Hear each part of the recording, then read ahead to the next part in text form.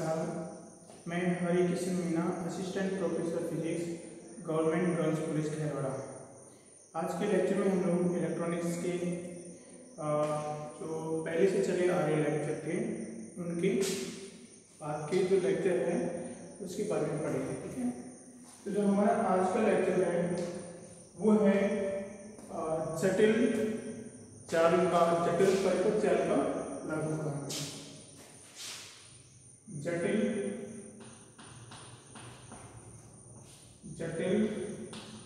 जाल परिपथ या परिपथ जाल का लघुकरण।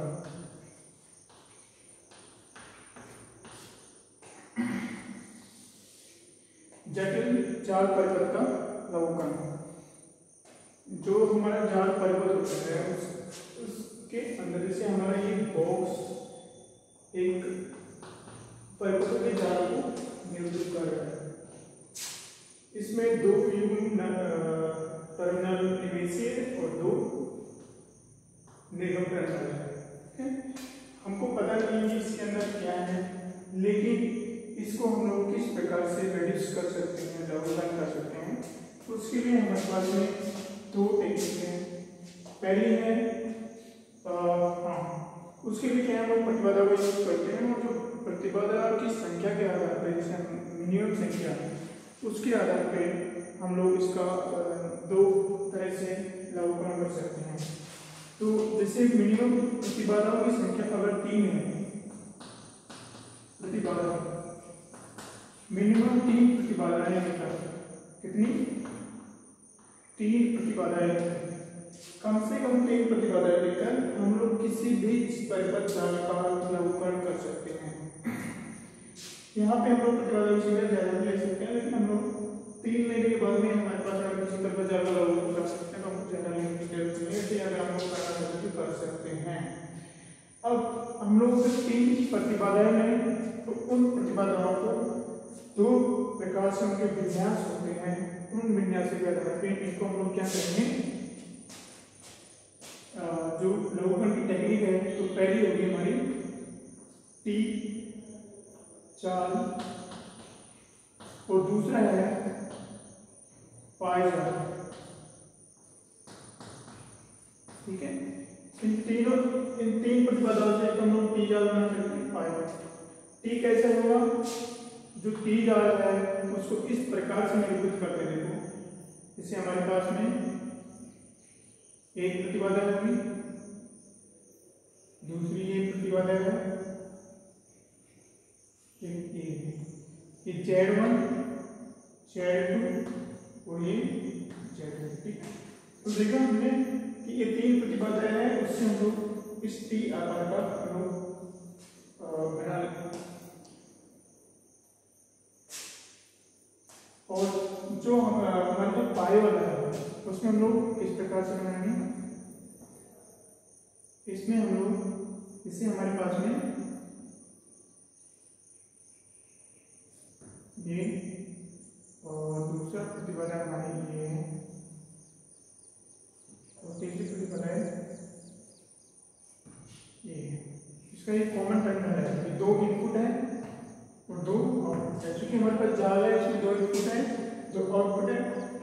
इसमें 2 इनपुट होगी हमारे, एक 2 इनपुट है, 2 आउटपुट टर्मिनल है। उसी प्रकार से हम लोग इसमें भी ये 2 इनपुट होगी, 2 आउटपुट होगी। तो हमने 3 प्रतिबाधाओं से हम लोग टी जाल या पाई जाल के द्वारा हम लोग इसका व्यवहार को समझ सकते हैं, इसका लघुकरण कर सकते हैं, उसके तुल्य परिपथ बना सकते हैं। इसको हम लोग स्टार भी बोलते हैं, स्टार जाल, और इसको हम लोग डेल्टा जाल भी कहते हैं। इसको हम लोग क्या कहेंगे, डेल्टा जाल, स्टार डेल्टा। देखो ये हमारे इस तरह से उल्टे डेल्टा की तरह है यहाँ पे। अगर हम इसको डेल्टा की ये साइड है, इसको इस प्रतिबाधा से ये साइड, इस प्रतिबाधा से ये साइड, इस प्रतिबाधा से करें तो हमारी डेल्टा की तरह दिखाई, इसलिए हम लोग डेल्टा जाल भी इसको कहते हैं और हम लोग इसको पाई जाल भी कहते हैं, क्योंकि अगर हम लोग इस ऊपर वाली साइड को पाई कीजिए और दोनों साइड को इस तरह से रीड करते तो हमारे पाई जाल की तरह है। उसी प्रकार से ये हमारा टी जाल है, जिसको हम लोग स्टार जाल भी कहते हैं। अब हम लोग ये अध्ययन करेंगे कि इस जाल का रूपांतरण करने के लिए, क्योंकि इस जाल का हम लोग रूपांतरण करेंगे, लघुकरण करेंगे, इसके तुल्य हम लोग टी जाल और पाई जाल बनाएंगे। तो किस प्रकार से Z1, Z2, Z3 का मान क्या होना चाहिए, या फिर हम लोग ZA, ZB और ZC का मान क्या होना चाहिए, इसके लिए हम लोग थोड़ा सा अध्ययन करेंगे कि किस प्रकार से ये एक दूसरे में रूपांतरण किए जा सकते हैं। हम लोग अध्ययन करते हैं तो हमको पता चलेगा कि टी जाल क्या है, टी जाल क्या करती है, इसको स्टार जाल में करते हैं। ये पाई जाल है, इसको लोग डेल्टा कहते हैं। इनमें क्या है, हम लोग मिनिमम 3 प्रतिबाधा यूज की है। अब हम लोग क्या है, जटिल प्रकृति जाल है, हमको पता नहीं है इसके अंदर क्या है, कौन सी कितनी प्रतिबाधाएं लगी हुई है, कितने कैपेसिटर लगे हुए हैं और किस तरह का उसका व्यवहार है। मान लीजिए वो द्विपार्श्विक बाइलेटरल है और ओम के नियम की जो भी प्रतिबाधा इसके में लगी हुई है, ओम के नियम का पालन करती है, ठीक है। तो हम लोग उसको यहाँ पे आसानी से स्टार और डेल्टा जाल में रूपांतरित कर सकते हैं। उसके लिए हमें थोड़ी सी कुछ संकेत है उनका यूज करते हैं, उसके बाद में फिर हम लोग इनका रूपांतरण करते हैं। तो सबसे पहले हम लोग उस जाल को टी जाल में कन्वर्ट करेंगे, फिर हम लोग उसको पाई जाल में कन्वर्ट करेंगे, लेकिन उससे पहले कुछ संकेत है उनका हम लोग अध्ययन कर रहे हैं। देखो, किसी भी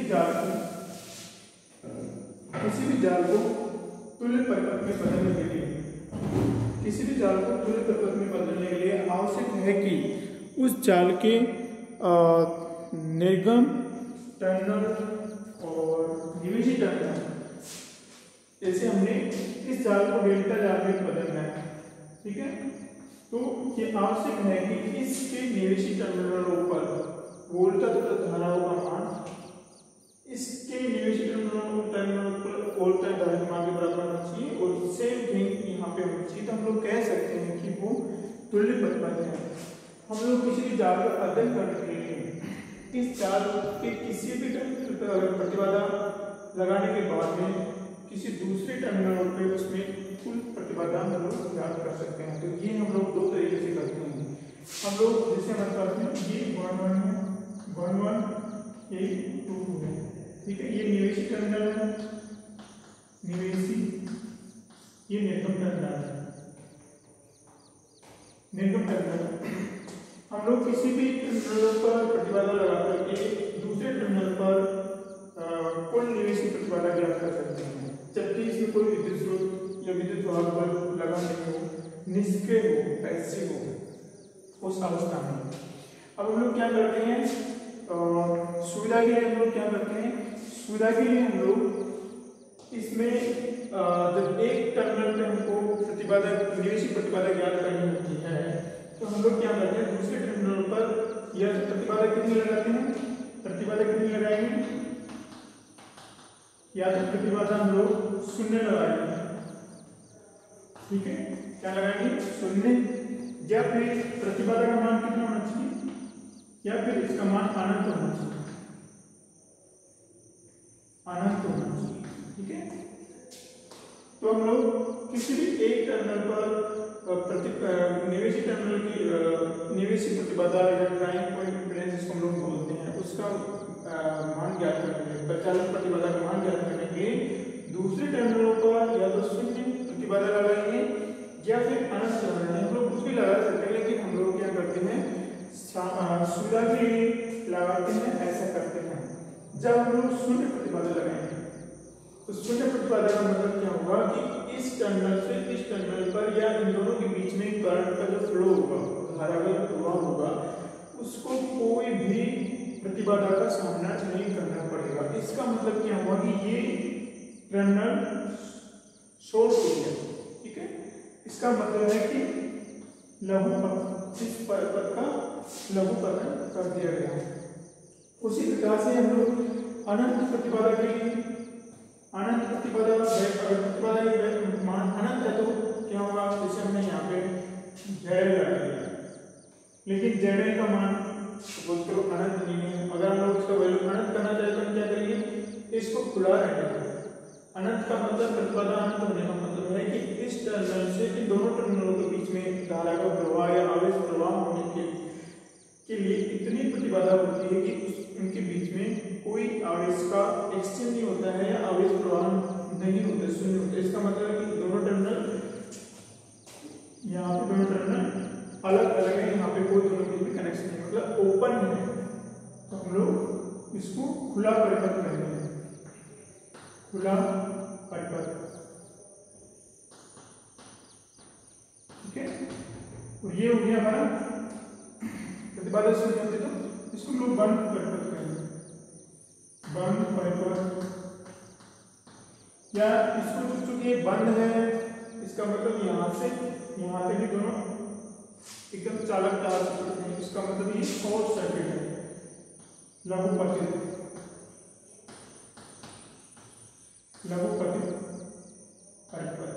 परिपथ, ठीक है। तो हम किस प्रकार से एक टर्मिनल पे परिचालन प्रतिबाधा या निवेशी प्रतिबाधा ज्ञात करने के लिए क्या करेंगे, हम लोग दूसरे टर्मिनल को या तो हम लोग प्रतिबाधा शून्य रखेंगे, मतलब लघुपतित कर देंगे, जिसको हम लोग बंद परिपथ करेंगे दूसरे, या फिर हम लोग उन दोनों टर्मिनलों पर बीच में प्रतिबाधा अनंत कर देंगे, मतलब खुला उसको रख देंगे। इस प्रकार से हम क्या करते हैं, इसके सिरों पर हम लोग प्रतिबाधा ज्ञात करने के लिए जो ये टर्मिनल युग्म है उसमें हम लोग दो कंडीशन रखेंगे, या तो प्रतिबाधा शून्य हो या अनंत हो। तो हमारी जो इस यहाँ पे नापी गई प्रतिबाधा है वो दो उसके दो मान होंगे। उसी प्रकार से हम लोग इस टर्मिनल के लिए भी करेंगे कि इस टर्मिनल पर प्रतिबाधा कितनी होगी, जब इस टर्मिनल पर इन दोनों टर्मिनलों की इस दोनों युग्मों के बीच में प्रतिबाधा शून्य हो और जब दोनों युग्मों के बीच में प्रतिबाधा अनंत हो। इस प्रकार से हमारे पास में 4 प्रकार की प्रतिबाधाएं आती हैं। इन 4 प्रकार की प्रतिबाधा को हम लोग संकेत के रूप में इस प्रकार से लिखते हैं। क्योंकि ये हमारा युग्म 1 है, ठीक है, टर्मिनल युग्म 1 है, तो हम लोग Z1, ठीक है। यदि हम लोग प्रतिबाधा शून्य रखते हैं तो हमारे क्या है, लघुपतित परिपथ। इसको इंग्लिश में हम लोग शॉर्ट सर्किट बोलते हैं, SHORT,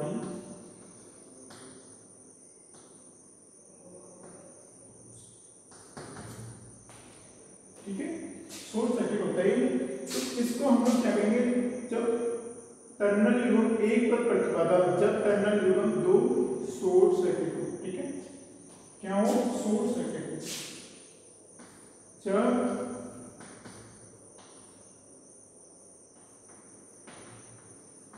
टर्मिनल युग्म 2 लघुपतित हो, बंद हो या लघुपतित हो,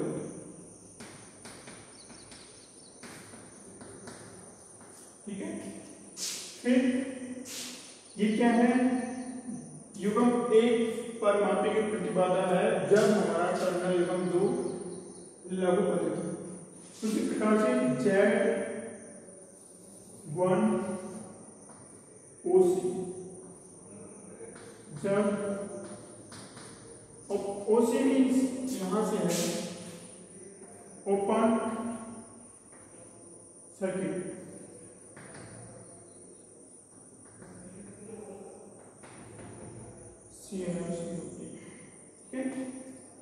ओपन सर्किट, जब टर्मिनल युग्म 2 ओपन हो,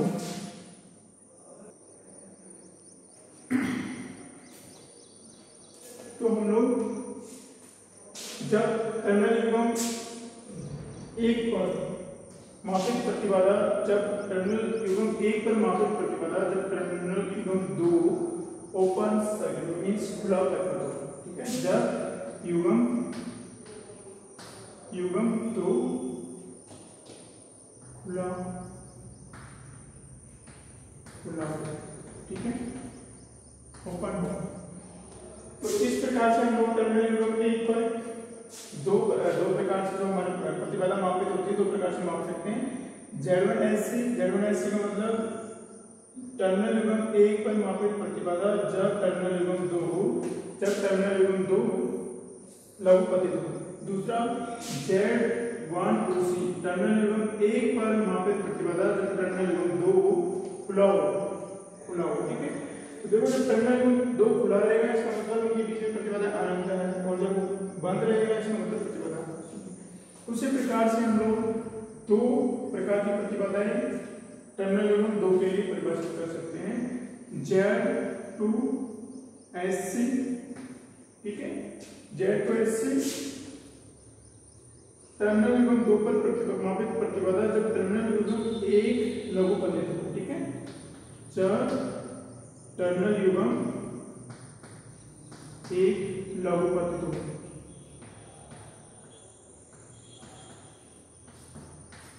पतित हो। उसी प्रकार से हम लोग Z2OC का मान ज्ञात कर सकते हैं। Z2OC क्या होगा हमारा?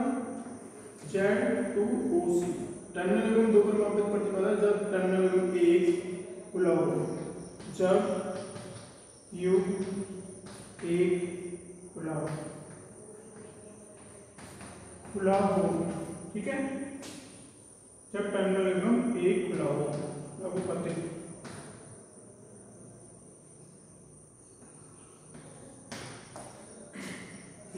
ठीक है, इस प्रकार से हम लोग किसी भी परिपथ जाल के लिए 4 प्रकार से प्रतिबाधाएं परिभाषित कर सकते हैं। Z1SC टर्मिनल युग्म 1 पर मापित प्रतिबाधा जब टर्मिनल युग्म 2 शॉर्ट सर्किट हो, मतलब लघु पतित होगा तो उनके बीच में प्रतिबाधा शून्य होगी।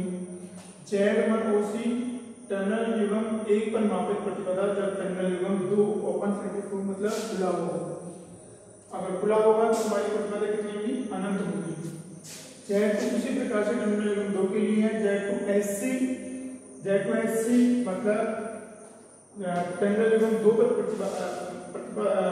मापित प्रतिबाधा जब टर्मिनल युग्म 1 शॉर्ट सर्किट हो। और उसी प्रकार से Z2OC का मान आता है जब टर्मिनल युग्म 2 पर मापित प्रतिबाधा जब टर्मिनल युग्म 1 खुला हो।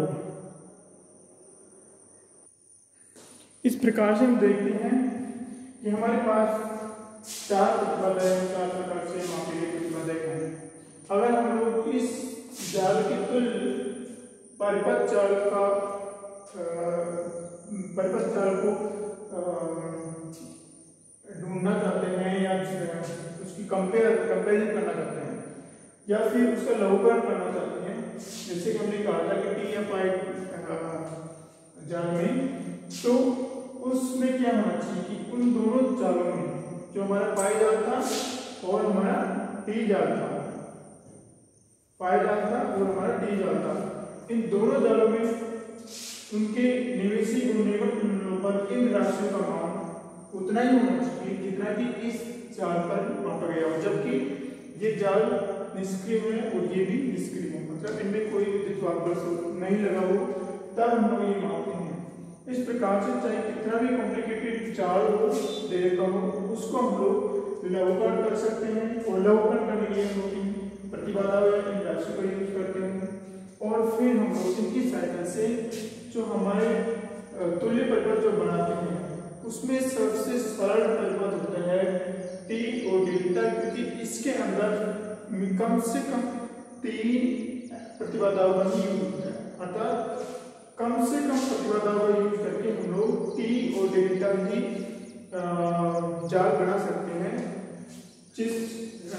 जिनमें इनके तुल्य हम लोग इसके तुल्य परिपथ की कल्पना कर सकते हैं या डिफाइन कर सकते हैं। ठीक है, तो अब हम लोग क्या करते हैं, हमने ये याद कर लिया कि Z1SC क्या है, Z1OC क्या है, Z2SC क्या है, Z2OC क्या है। ठीक है, अब हम लोग क्या करेंगे कि हमारा जो ये हमारा डेल्टा परिपथ है, इसमें भी हमारे पास टर्मिनल युग्म है 2, ठीक है, और हमारे पास जो टी था चाल, उसके अंदर में हमारे पास में 2 इनपुट होते हैं और 2 आउटपुट होते हैं। अगर हम लोग इनके इनपुट और आउटपुट सिरों पर मापित ये इस प्रकार की प्रतिबाधा है, इनके इस चार के स्तर पर मापी गई प्रतिबाधा के बराबर हो तो हम कहेंगे कि हमने इसके तुल्य डेल्टा जाल का निर्माण कर लिया है और इसके तुल्य टी जाल का निर्माण किया।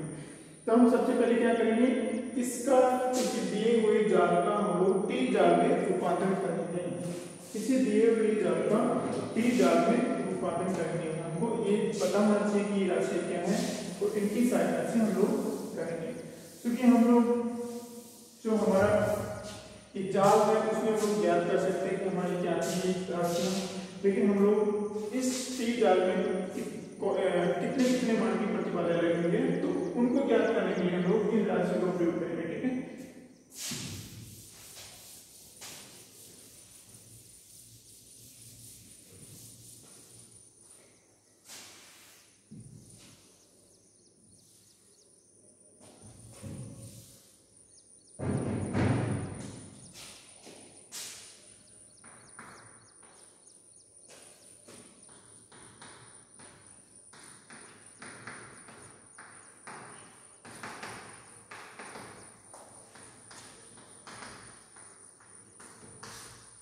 अभी हम क्या करेंगे, हमारे पास कोई जटिल परिपथ जाल दे देते हैं, कोई जटिल जाल परिपथ जाल दे देते हैं, हम लोग उसका टी जाल में रूपांतरण करेंगे।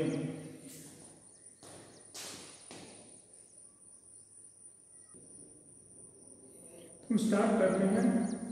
हमारे पास में देखो ये कोई जाल है, ये जाल है, ठीक है।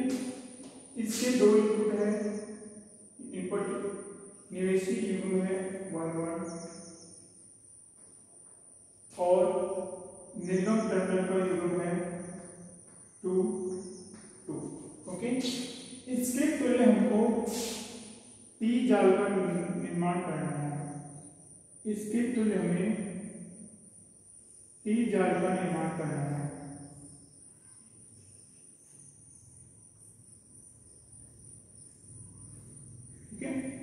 ये हमारी Z1 है, ये Z2 है, ये Z3 है। ओके, इसके तुल्य जाल ये है हमारा, इसके जो निवेशी टर्मिनल ये दो निवेशी टर्मिनल युग्म है 1 1, ठीक है, और ये दो निर्गम टर्मिनल युग्म है 2 2। ठीक है, हमको पता नहीं है इसके अंदर कितनी प्रतिबाधा है, किस किस रूप में लगी हुई जाल है, तो इसका हम लोग मिनिमम 3 प्रतिबाधा को यूज करके हम लोग टी जाल में रूपांतरण कर देंगे अभी कर सकते हैं। इसके लिए हम क्या करेंगे, हम लोग हमने हमारी जो परिकल्पना ये थी या फिर जो सिद्धांत है ये है कि इस जाल की निवेशी और निर्गम टर्मिनल युग्मों पर Z1 OC Z1 OC Z1 SC Z2 OC और Z2 SC, ठीक है।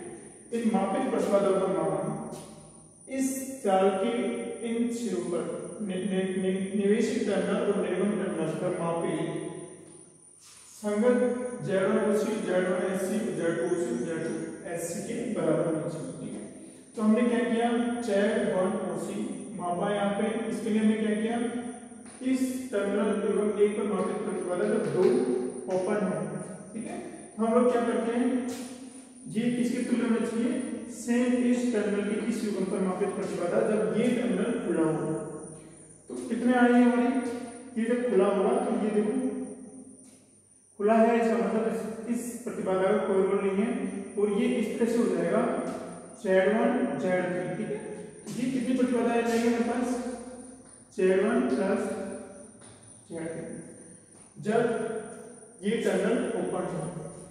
जब ये टर्मिनल ओपन होगा तो ये टर्मिनल होगा ही नहीं हमारे पास में, तो इन दोनों के बीच में टर्मिनल कितनी प्रतिबाधा आ गई, Z1 प्लस Z3 आ गई। ठीक है, अब हम लोग क्या करते हैं,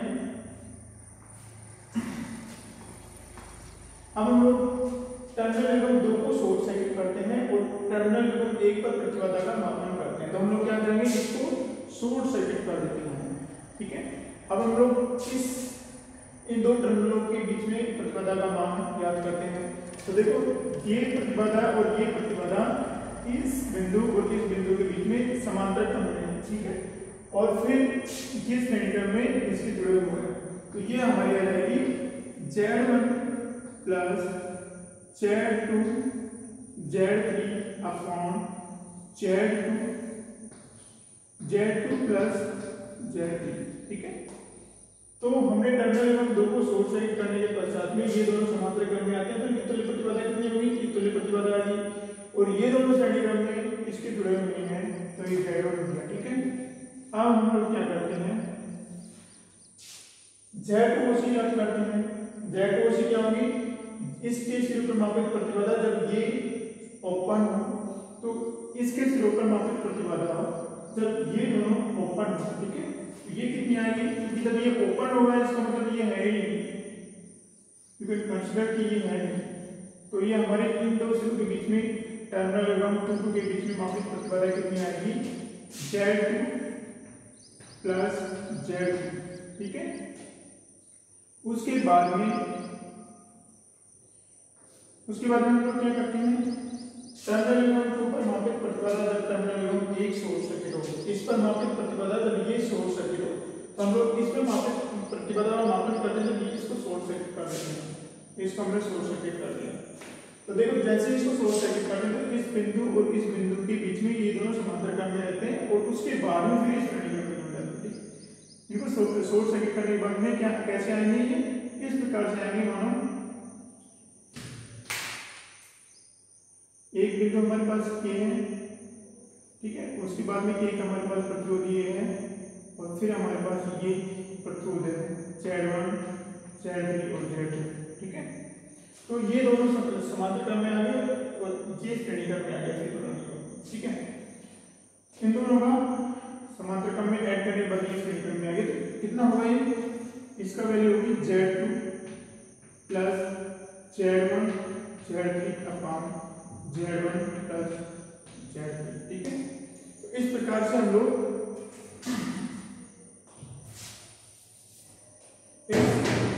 छठी परिपथ जाल के तुल्य परिपथ T जाल का हमने निर्माण कर लिया है।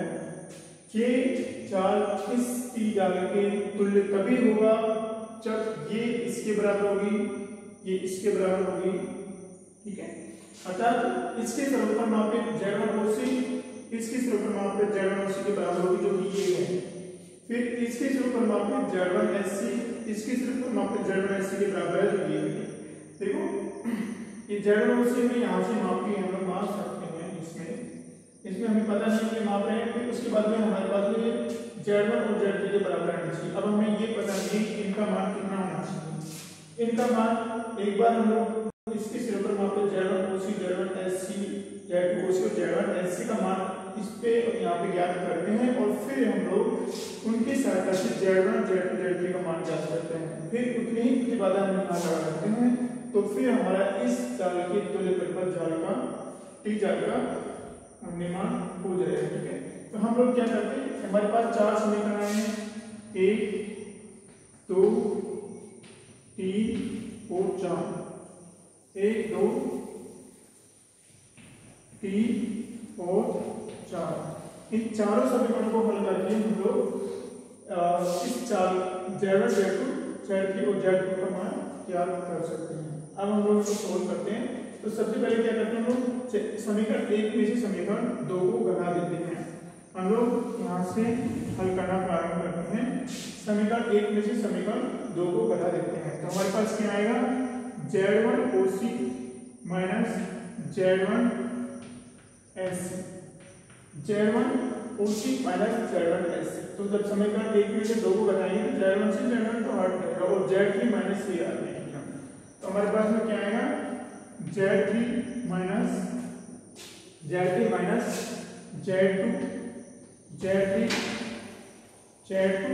अपॉन Z2 प्लस Z3, ये हमारे पास में आ गया।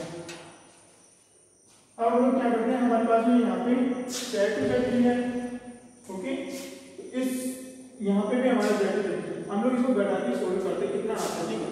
इसको हम लोग इससे मल्टीप्लाई करेंगे तो हमारे पास में क्या आएगा, देखो ऊपर Z2 Z3 times Z2 plus Z3 minus Z2 Z3 upon Z2 plus Z3, ये आ गया हमारा। ओके, अब हम लोग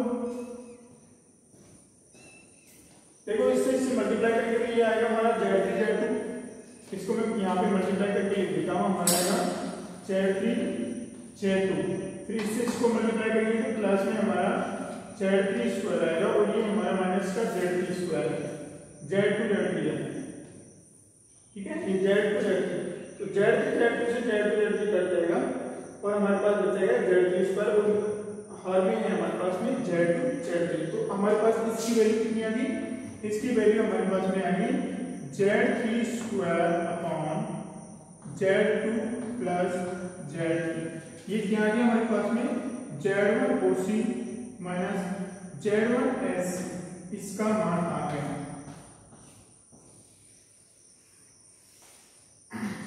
Z1 OC minus Z1 SC का मान है। अब हम लोग क्या करते हैं, इस समीकरण, इसको हम लोग समीकरण नंबर 4 नाम देते हैं, ठीक है, समीकरण 4 को हम लोग समीकरण 3 से मल्टीप्लाई करते हैं, क्योंकि यहाँ पे Z2 प्लस Z3 है, तो जैसे ही हम लोग इसको Z2 OC को इससे मल्टीप्लाई करेंगे मानो हम, तो हमारे पास क्या आएगा Z2 OC Z1 OC minus Z1 SC, ठीक है, तो हमने Z2 OC को इस साइड मल्टीप्लाई कर दिया तो हमारे पास यहाँ क्या आएगा Z3 square upon Z2 plus Z3, और यहाँ पे कितना है Z2 प्लस Z3, इसको हमने Z2 प्लस Z3 से मल्टीप्लाई कर दिया, हमने कुछ भी नहीं किया, ऐसे ऐसे लेफ्ट साइड को लेफ्ट साइड से और राइट साइड को राइट साइड से मल्टीप्लाई कर दिया। यहाँ पे हमने किससे मल्टीप्लाई किया Z2 से, और राइट साइड में हम लोग Z2 प्लस Z3 से मल्टीप्लाई करते हैं। देखो Z2 प्लस Z3 से Z2 प्लस Z3 कैंसिल हो जाएगा और हमारे पास में क्या बचेगा Z3 स्क्वायर बचेगा, तो हमारे पास में Z3 स्क्वायर आ गया।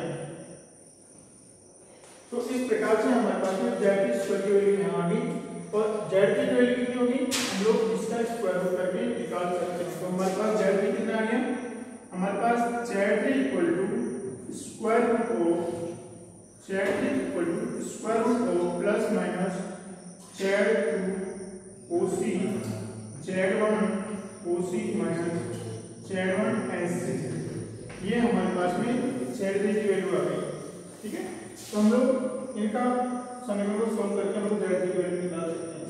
अब हम लोग Z3 का मान अगर यहाँ पे रखते हैं तो हमारे पास Z1 OC का मान आ जाता है, और इस समीकरण में हम लोग रखेंगे तो हमारे पास में Z2 OC का मान आ जाएगा। तो हमारे पास यहाँ पे रखने के बाद यहाँ से देखो इस समीकरण 1 से हमारा Z1 कितना होगा, Z1 इक्वल टू